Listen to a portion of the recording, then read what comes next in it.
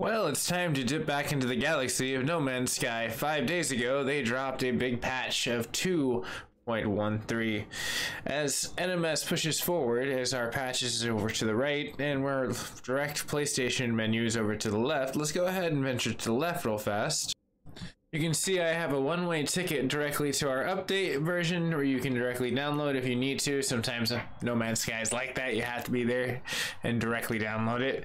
Or you can go to the update history right over here, and you can see that it says visit the website. So let's go ahead and visit the website. And as you can see, we have the patch notes, and directly what we have is the PC players should be aware that the 2.13 changes the metadata format of some aliens and mission dialogue. As a result, the mods that change this data may crash the game, so just be prepared. Therefore, the disable mods text is the restored by default while players verify their mods. So very well be careful with your mods and directly inside that situation. Before you're scratching your head going like, okay, did this mod just break something, or are they just trying to add more stuff? You're just like, oh dear gosh, we've taken the wrong pill again. Yes, it's the Matrix. Drop a comment though below if you what the heck you think about that whole controversy among the whole technological news that we get as the No Man's Sky. But let's go ahead and get back to the patch now. Fixed a significant number of crashes and functionalities issues with the fleets and the freighters in multiplayer, added support correctly for the HUDs and the visual elements for 4K, and the elements when using alternate aspect ratios such as the 21.9, which would fit into that nice open HDR-ish kind of feel to it with a nice like widespread. That's, I don't know, it seems like No Man's Sky is becoming really very beautiful if it hasn't already been becoming more and more beautiful, and that situationable point as you can kind of get into like a sneak peek of what like they're doing nowadays. The game itself definitely has some bigger attributes that they kind of added to the architecture of the galaxy and other things that you can travel along within the universe of No Man's Sky.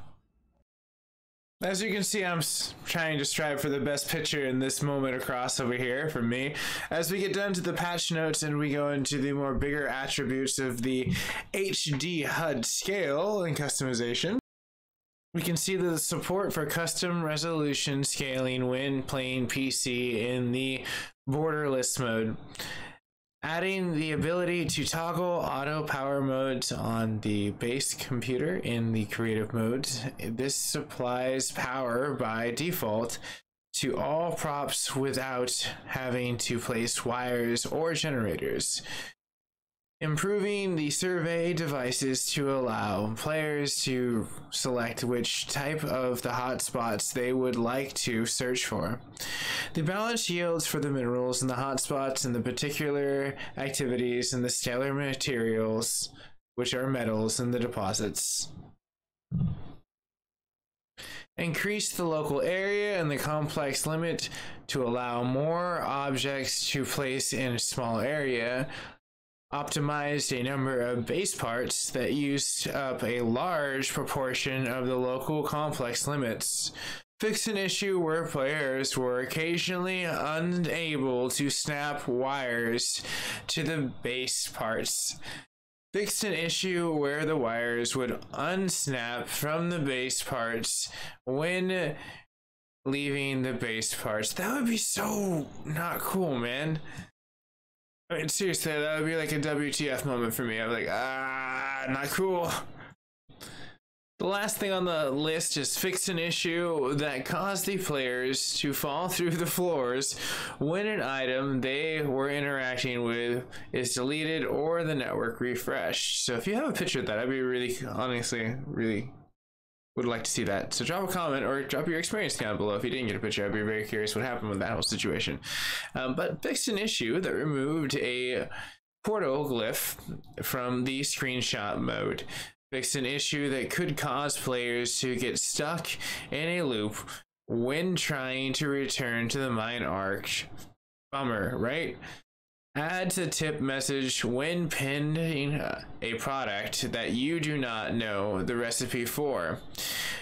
Fix an issue when the collisions on the scientific freighters could eject players into space. I am still been waiting from that situation. If you've been ejected from any vehicle of some sort or moving space and time in that portion of it, and you happen to be jettisoned in that situation, have pictures of that, please, or drop your experience yet again. But as you can see, the fixed numbers of the interactions and the progress and the issues that were preventing a large number of NPCs and other planetary encounters from being selected. Fixed an issue that could have caused a combat tip stretched across the whole screen. Added a welcome message to the ship HUD when landing in the space station. Fixed an issue when charging the players for the purchases, but did not reward the items because of the inventory was full. Fixed an issue where the predators could circle their target endlessly without ever attacking. That is like some crazy crap right there. I mean, that's like totally some like Cheetor versus some Optimus Prime crap right here, right? You know what I mean? On top of the fixed issue that could cause the space combat tip to be stretched across the whole screen, we pushed back the animal attack that we saw directly past there that seemed like something from Animal Planet directly, and the markets from the locations that are on the onboard space anomaly and now are hidden when in the situation of the anomaly. Oh no. But anyways, moving past the situation of what could be a bummer for most people and pushing past the situation to the fixed issues that allow players from the build traps to crown the portal exits. Fixed an issue that caused some parts to particularly refine and reset when the players were left in the freighters or in the current planet. Correctly enabled the power in the carbon plants, allowing their plants to grow. Awesome. Freedom is theirs. Replace the previous HBAO with a newer high quality AO solution. The introduce of a number of significant CPU optimizations, the improved management of graphics in the memory pools, introducing a number of memory optimizations for the Xbox One. Optimized in the memory usage in the in-action dialogue. Apply the series of the optimizations to the water renderings, as well as they introduce a number of smaller general optimizations. Upgrading a OpenVR to the latest release and the fixed number of minor loading. Fixed an issue that caused friend spaces from name incorrectly. Fixed a number of issues where the visuals and the animation of the base parts did not accurately reflect their power status. Reduced the intensities of the glows to the light boxes and fixed the number of collisions and the issues of the base parts.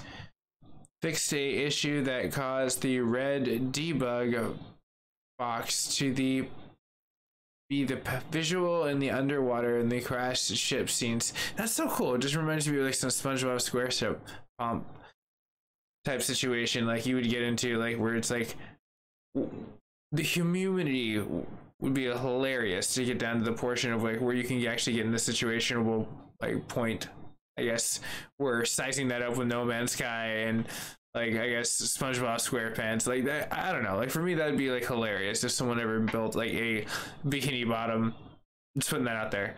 But anyways, it would have to be on a really radioactive planet, but that'd be hilarious, where there'd be pineapples under the sea. Fixed an issue that caused friends bases to be named incorrectly. Fixed a number of issues where the visual animations of the base parts did not accurately reflect the power status. Reduced the inner glow of the boxes, as well as to fix the number of the collisions and the issues that came from the base parts. Fixed issues that caused the red debug box in the visual underwater crash ship where we got basically caught up to, where the fixed issues could be caused by the distress beacon to be spawned inside of the large space.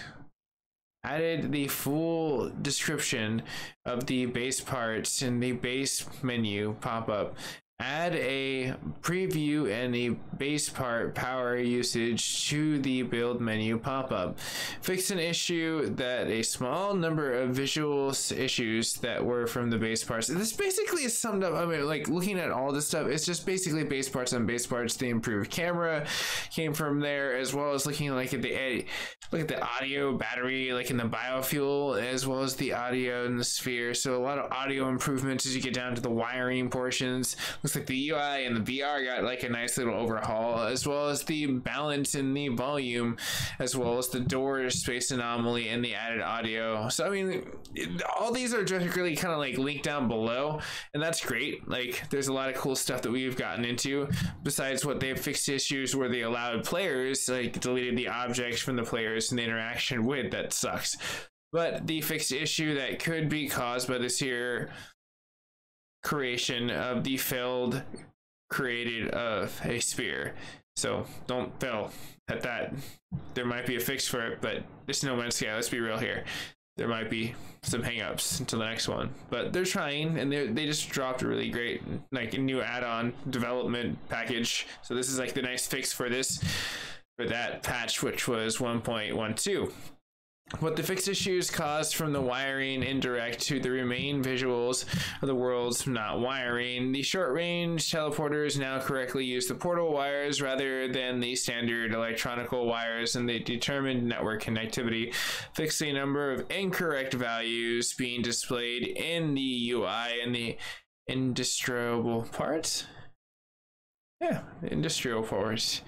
But they fixed an issue with the caused the fleet terminals to be hard to place in the freighters. Improved the clarity of the hotspots and the icons when surviving. Added a hotspot in the icon to the compressor. Oh, the compass, not a compressor. I was like, wait, they got a compressor? That's hilarious. What can you do? Can you build stuff with it? Like, you know, like a little like toolkit stuff you can build with it. I'll be like, oh man, that'd be great. You can be like totally me like Tim the Toolman Taylor, like No Man's Sky. But anyways, as you look at past that portion of hilarity of home improvement, is the added off-screen tracker and the arrow to a hotspot marker. As well as they fixed an issue that caused only the storage containers to be available from the constructs and the research unit on the space anomaly. Fixed an issue that caused the creature's vocals to play inconsistently. Fixed an issue that caused the vibrations not to work on the move controllers, as well as they caused aliens interactions to always return to the negative result. That's crazy. And then like it fixed an issue where the most recent filter on the space anomaly teleporter, as well as the UI for the base computer, could fix in the taking of the screenshots, which just sucks. Add a distant visual for the marker when the network players are in their ships. As you can see, we're coming down towards the tail end of the like patch, as this has really been like a nice little fun situation as we highlight where the ship was and the networker points were the fixed networking issues that could cause an object to become invisible, has improved the robust of the Steam matchmaking when the connected UEs have the dropouts. Fixed an issue that caused creatures writing the control tips to have mission icons in the circumstances. One knowledge stone to activate all the knowledge stones on the monolith. That would have been really cool actually. And then chat messages to be sent from the pin missions when the missions was not selected, as well as where the fixed number of missions and the incorrect portion of the control icon, and the fixed issue that caused the action for the quick cycle of the weapons not to work on the Xbox One. Fixed an issue that caused the lighting setting to pop when boarding the space anomalies. Fixed a number of issues that the patch notes pop up on the GOG and the Xbox Fixed the number of clippings issues with the compass with the markers of the VR. Offsetting markers now correctly hidden in the VR when front end is open for the headset. Fixed a issue that caused a extra dialogue UI overlay with a hard-coded text to appear when backing out of some of the shops in the interactions. So you just basically have a after image, which sucks. As well as you can see that the fixed issues caused in the inventory slots in the flash rapid when using the mouse change in the sub inventory. Fixed an issue that would allow the RBG system accessed even when the hyperdrive was damaged in the particular install. Fixed an issue that allowed the rocket boots to function when they were damaged in the partition install, as well as the hazmat gauntlets to function even when damaged in the partial install, and the creative mode saves to add all the items in the category for the saves on the different game modes. The fixed mission that blocks the occurs in the direct you towards the very specific subsets in the NPCs found on the trader outpost.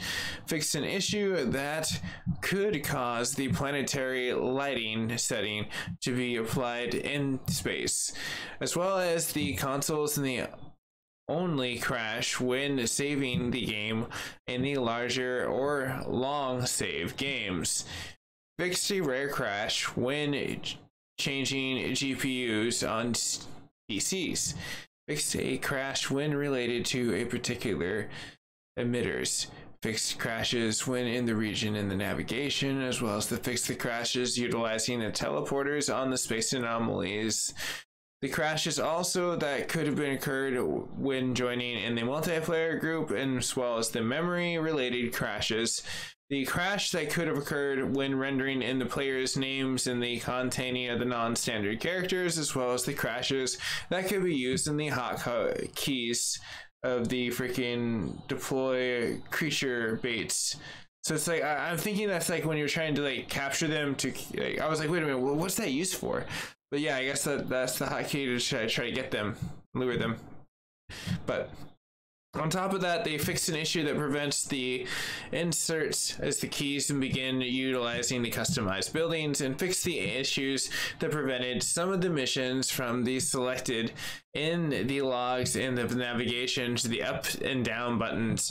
Fixed the sprint and the inventory actions being unable in certain circumstances in the Xbox One controllers, and the improved visuals as well as the toggle buildings and the camera tips. Improved the clarities of the controls and the descriptions and the blind pages, as well as the fixed issues that allowed the functionalities of the opposites actions to be assigned to the same buttons. Fixed a number of the inconsistencies with being able to quick exit out of some of the NPC interactions, as well as the hid number of unavailable actions inside of the remapping of the UI. Fixed an issue that caused the cameras to be sensitive and loading in the star field when utilizing the gamepad, as well as fixed the small number of localization issues when displaying a numbers. So you can file a bug report that's directly here. All these bugs and all these like fun news reports are directly down below. And if you've joined me for the last 20 minutes, give or take, you should consider joining the network if you're brand new. But if you're returning, cheers. Thanks again for spending some time with us for the patch notes. I appreciate this much for you getting down to the actual physical portion of spending that much time of your day with my network. So I appreciate that. But if you are new, know that if you do subscribe, who knows? Maybe I can like become some kind of crazy Star Wars character, but then like I would be written in some South Park episode, and then maybe I get banned in a country that I can't say.